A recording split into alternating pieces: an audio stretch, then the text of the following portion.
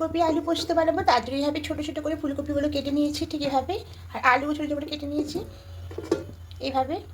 তো খুব ভালো করে ধুয়ে রেখেছি। আর এদিকে ছোটো কড়াই বসিয়েছি, এখানে 4 চামচ পোস্ত এখানে দিয়ে দেবো। তা পোস্তটাকে হালকা করে একটু ভেজে নেব এইভাবে। এইভাবে করে ভেজে করলে পোস্তটা খেতে খুব সুন্দর হয়।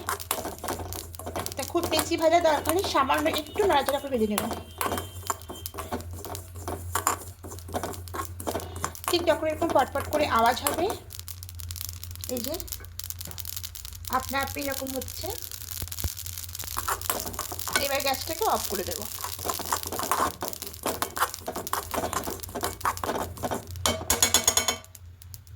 হাঁটির মধ্যে নামিয়ে নিয়েছি।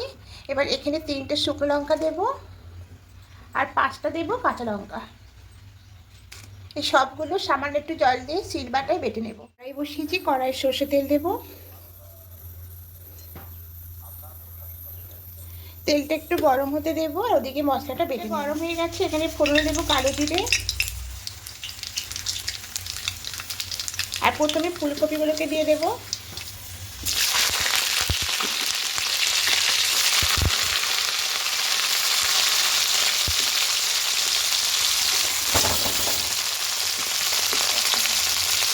ফুলকপি দিয়ে হালকা নাড়া করে দিয়ে দেবো।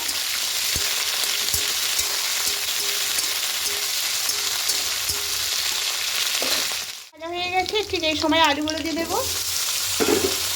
এবার আলুগুলো দিয়ে একটু হালকা লাল করে ভেজে নেব।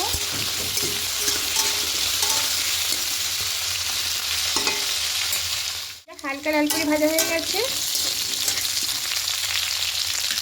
আলুটা হালকা করে ভাজা হয়ে গেছে, ঠিক এরকম করতে ভেজে দিতে হবে। এবার এখানে পরিমাণ মতো লবণ অ্যাড করব।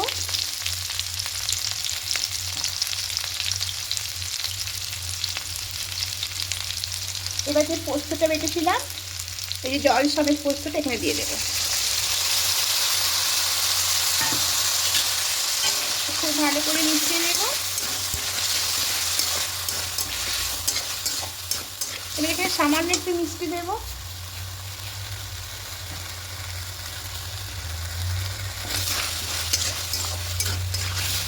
এবার হালকা একটু কষিয়ে নেব এইভাবে করে, একটু এরকম একটু শুকনো শুকনো হবে। শুকনো শুকনো হয়ে এসেছি, এবার আর কষাবো না। এবার এখানে জলটা দিয়ে দেবো, পোস্তের বাটি দিয়ে জলটা দেবো। পোস্ত ভেজে রান্না করে সুন্দর একটা গন্ধ বেরোয়।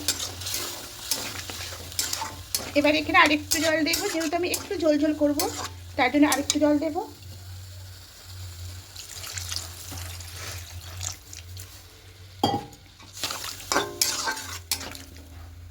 এবার ঢাকা দিয়ে দেবো, ঢাকা দিয়ে কিছুক্ষণ রাখবো। দেবো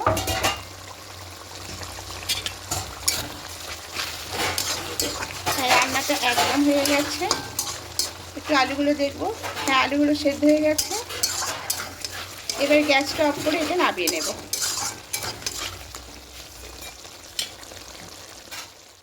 নিরামিষ ফুলকপি আলু পোস্ত বন্ধুরা এইভাবে একবার বানিয়ে দেখবেন, দুর্দান্ত খেতে লাগে। আর যদি ভালো লেগে থাকে অবশ্যই কমেন্টে জানাবেন। যারা পুরনো বন্ধুরা কমেন্ট করেন আমার ভীষণ ভালো লাগে। অনেক অনেক ধন্যবাদ আপনাদের এভাবে আমার পাশে থাকার জন্য। আর যারা নতুন বন্ধুরা দেখছেন এখনও পর্যন্ত সাবস্ক্রাইব করেননি, তাদের কাছে অনুরোধ রইল সাবস্ক্রাইব করে আমার পাশে থাকার জন্য। আমিও আপনাদের পাশে থাকবো। আবার কোনো রেসিপি নিয়ে চলে আসবো। আজকের মতো টাটা।